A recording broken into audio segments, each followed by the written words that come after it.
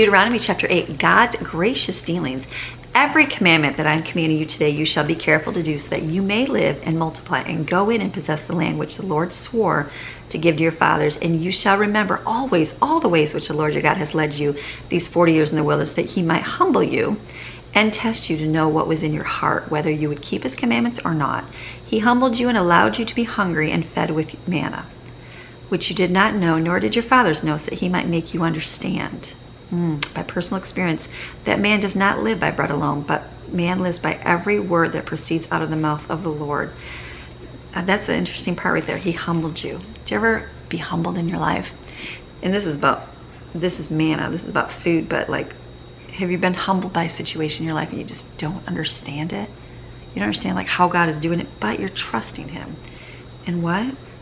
So that you know that that's not what you trust in. You don't trust in those riches. You don't be trusted with the finance. You just trust in God, and he will provide, right? But you know that God's gonna, oh, it's okay.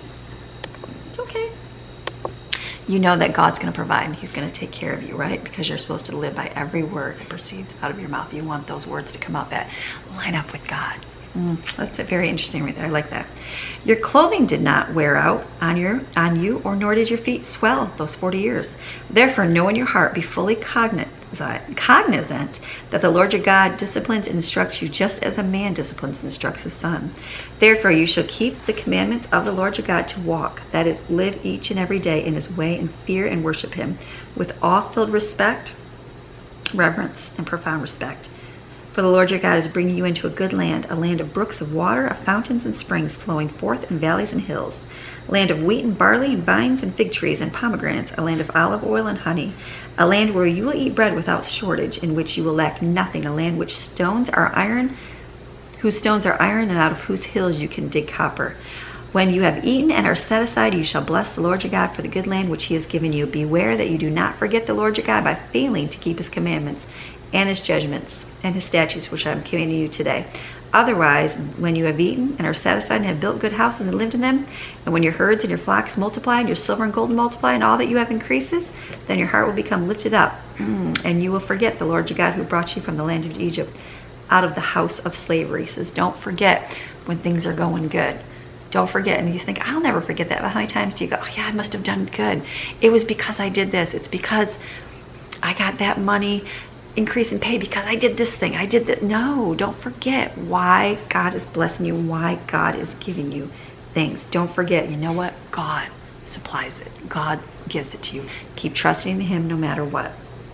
It says, he led you through the great and terrible wilderness with its fiery serpents and scorpions and thirsty ground where there was no water. It was he who brought water for you out of the flinty rock. He fed you manna in the wilderness, which your fathers did not know, so that he might humble you by your dependence on him, and that he might test you to do good things for you at the end. Otherwise, you can say in your heart, my power and my strength and my hand made this well. I did it because of my personality. I did it because of this. No, it's because of God and what God does through you that you're able to do those things. So don't forget to acknowledge the Lord in everything that you have. That's a good one. It says, but you shall remember with profound respect the Lord your God, for it is he who gives you the power to make wealth. Remember that. God gives you power to make wealth, that he may confirm his covenant with you, which he swore to your fathers this day. And it shall come about, if you ever forget the Lord your God and follow other gods and serve them and worship them, I will testify against you today that you will most certainly perish. Like the nations which the Lord causes to perish before you, so you shall perish, because you would not listen to and obey the voice of the Lord your God.